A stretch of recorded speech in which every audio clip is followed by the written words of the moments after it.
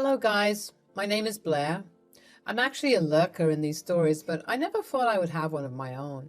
I don't think any of us have ever imagined ourselves in this situation, but you never know what fate has in store for you. This is exactly what happened to me. My husband, Howard, was the best partner I could ask for. He was caring and had a very good reputation among his peers. We met at a work event and hit it off immediately. Howard and I had a lot of common interests, which drew us closer. We dated for about 5 years before deciding to tie the knot. Frankly speaking, he was my best friend. I couldn't imagine my life without him. One thing that I must mention is the fact that he was very close to his mother. His dad passed away when he was young, so it was always his mom and him. His mother, Miranda, was actually speech impaired and couldn't speak, but she was a very kind woman. At least that's what I thought. In our very first meeting, she was quick to sing praises of me. We communicated through texts since I didn't know sign language. She said, "I'm so glad to finally meet you, Blair. You have no idea how excited I am. Howard always speaks praises of you, and I can see why. You are an amazing woman." "I'm very flattered, Miranda. I'm glad you like me, and we are going to have a great relationship. I lost my mother 10 years back, and you feel a lot like her."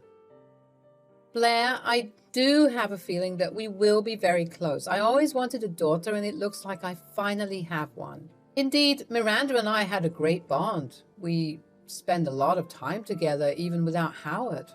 While I was pretty well off, Howard and Miranda were not as much. So I tried to help them out as often as possible. I seriously felt a lot of love towards them, so it all made sense to me. They quickly became my family other than my sister, Erin. For some reason, Erin was a little weary of them. However, she could see that I was happy, so she didn't say anything about them.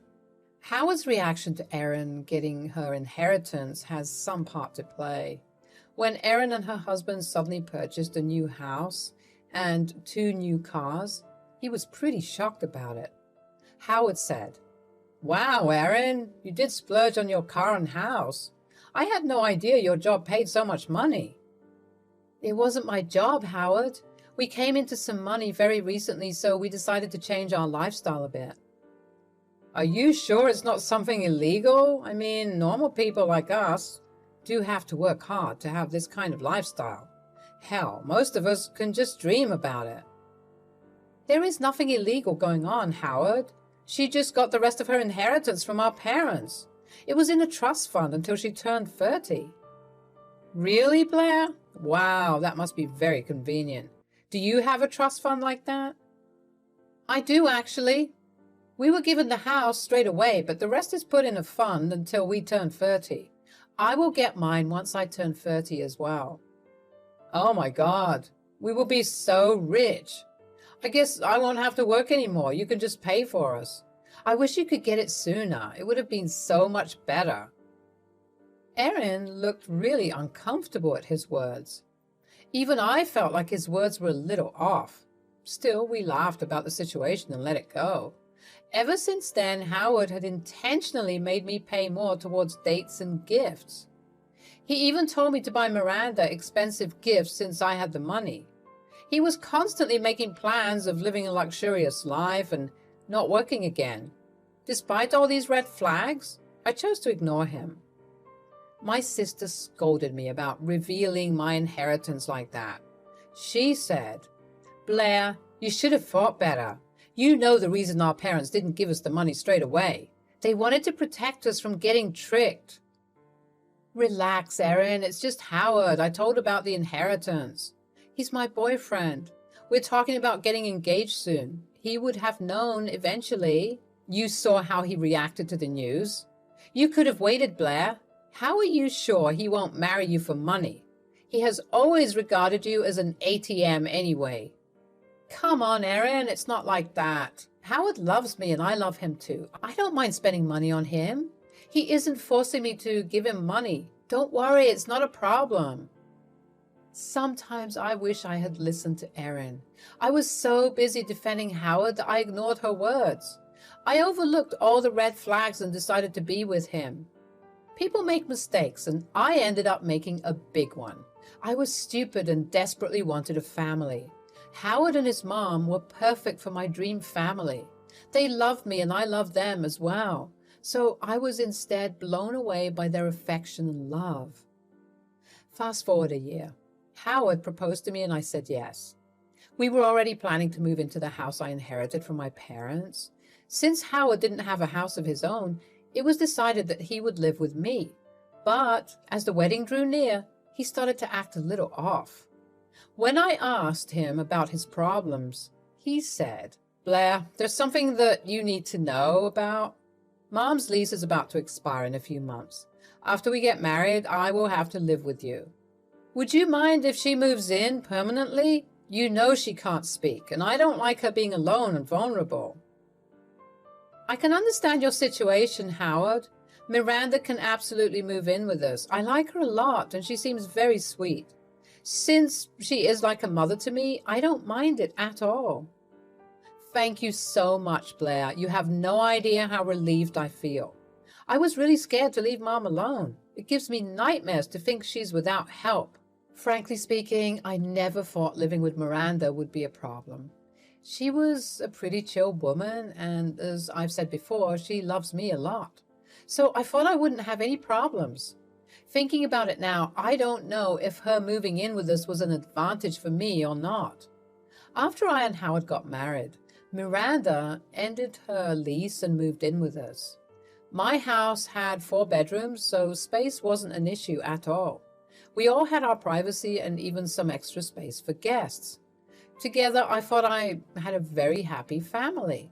I never considered Miranda as a mother-in-law. I always considered her like my own mom. After years of being without a mom, it finally felt like I had everything in the world. Erin, on the other hand, wasn't so convinced about my happiness.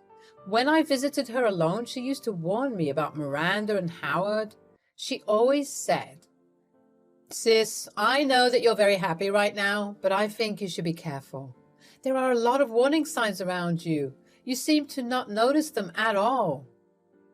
"What do you mean, Erin? I don't understand what you're talking about." "Look, I can see that you love Miranda and Howard, but you might be getting a little carried away. When you are not looking, I have seen Miranda make faces at you. Even Howard supports her and laughs. I might not understand sign language, but body language also tells a lot." "You might be a little mistaken, Erin. Howard and Miranda are genuinely nice people. Yes, they may not be from our economic background, but they're still good people." "I don't know, Blair. I don't mind their economic status, but something seems really fishy. I just want you to be careful. Why don't you learn sign language? That way you won't be excluded from their conversations." "That's a great idea, Erin. You know what? Her birthday's coming up next month. I'm sure I can learn some basic sign language by then. It will be a good surprise for her. Then and there, I promised myself that I would learn sign language. Miranda and Howard communicated in sign language pretty frequently. I was starting to feel left out, so I thought learning it would be a great idea. I did plan to live with them forever, plus it's always a good idea to learn ASL. With that in mind, I began to learn sign language. I didn't even tell Howard because I wanted it to be a surprise. I think that learning the language really saved me. About 2 weeks before Miranda's birthday, I accidentally caught Miranda and Howard having a conversation in ASL. I was going to call them for dinner, but was instead greeted by a very strange conversation. By then, I had already learned a good bit of sign language, so I had no doubt what they were talking about. Miranda said, "I am glad Blair doesn't know sign language. That stupid brat is so annoying. If only she knew what we think of her. God, I'm tired of acting nice to her. When will this torture end?" "It won't be long, Mom. Just wait for 1 year. As soon as she gets her inheritance, we can claim half of it. I will try to trick her into signing it for me." "I doubt she would be convinced that easily. She's not as stupid as we think. That girl is a freaking witch." "Don't worry, Mom. If she doesn't sign it away, I will divorce her. Then she'll be forced to give me half of her inheritance. I'm planning to quit my job 2 months before she turns 30. That way, she will be giving me alimony as well. That's a great idea, Howard. I do have a clever son. After we get our hands on Blair's money, we will finally get rid of her. Then we can say good riddance to this worthless woman. It will be good riddance. Maybe with that money, we'll finally buy that house you've been eyeing for a while. I bet we will still have leftovers. I was shocked to see what they were saying. Here I was trying to learn sign language so that I can develop a better bond with my in-laws. Instead, I just discovered that my husband and mother-in-law planned to steal my inheritance. My whole life felt like a lie. I was mentally beating myself up for falling to such a horrible man. Hell, I also hated myself for telling him about my inheritance.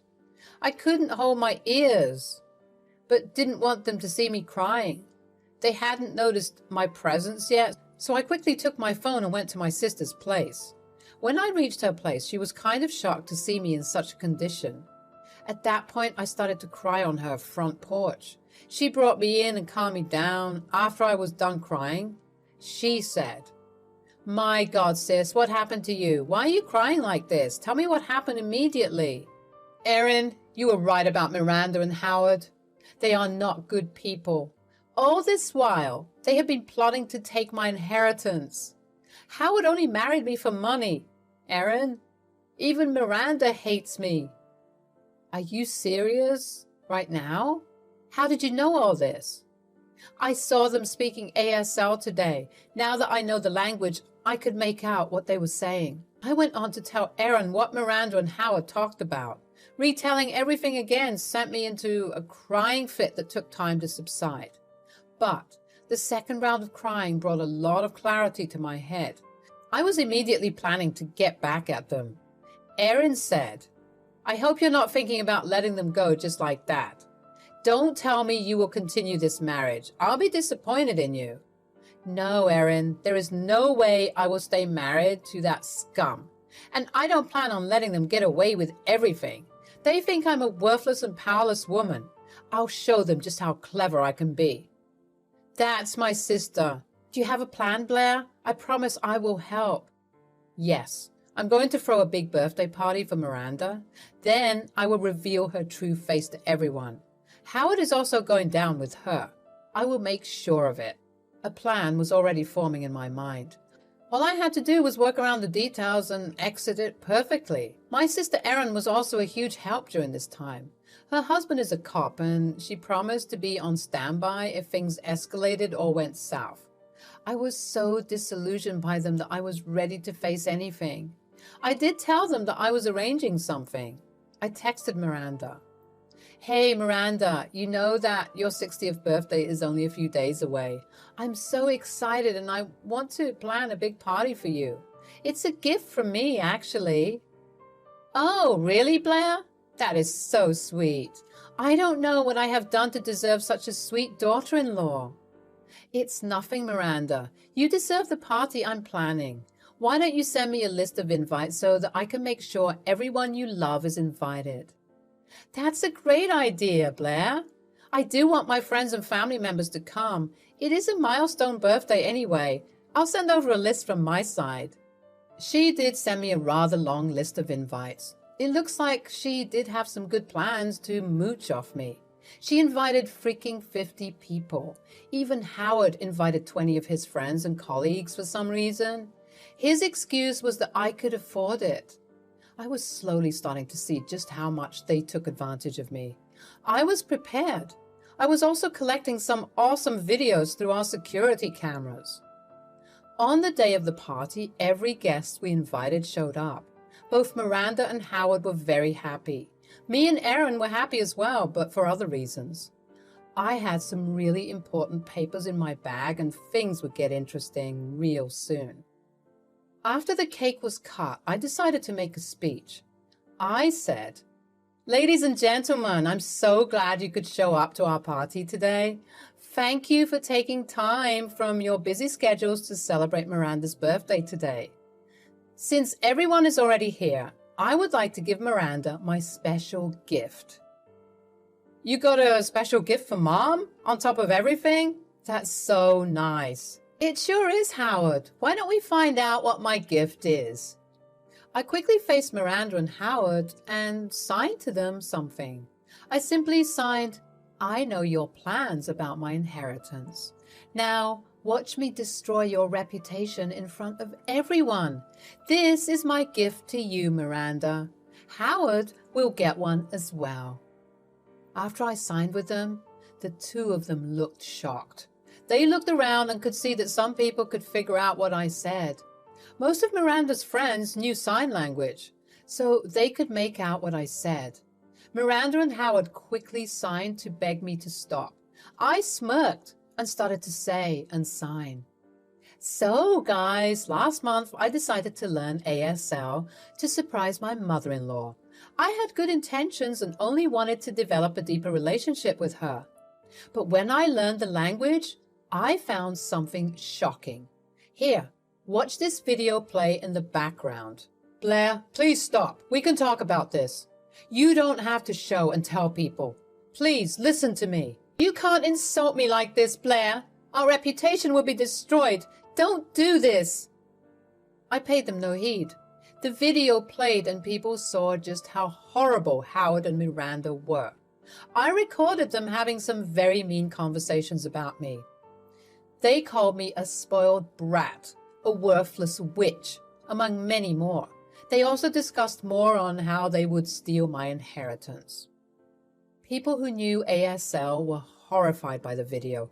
People who didn't know ASL were provided with subtitles that I made myself. It was glorious. When the video ended playing, everyone looked pretty pissed by what they saw. Howard and Miranda had a habit of acting nice to people, so they were really mad to see this side of them. I then took the opportunity to say, now that you have received your special gift, there are two more things waiting for you: divorce and eviction papers. I expect your things to be out of my house within a month. And Howard, we are done. You can't do this to us. You can't divorce me and kick us out. This is all a misunderstanding. Yes, we were just joking around. Don't be so rash with your decisions. We can talk this out. I will apologize, and so will Howard. You have already spoiled our reputation. Is that not enough? No, that is not enough. You wanted to take away everything from me. Today, I will take everything from you. Just wait and watch. Saying that, I gave them the legal papers and went inside the house. My sister Erin apologized to the guests on behalf of me and asked them to enjoy the rest of the party. They actually started to berate my husband and mother-in-law. My husband's colleagues gave him dirty looks while Miranda's friends literally just left. One of them also said that they would never speak to her again. Erin told me everything later. She also stayed back with me to make sure the duo didn't try anything stupid. As the days passed, Miranda and Howard were shunned by everyone.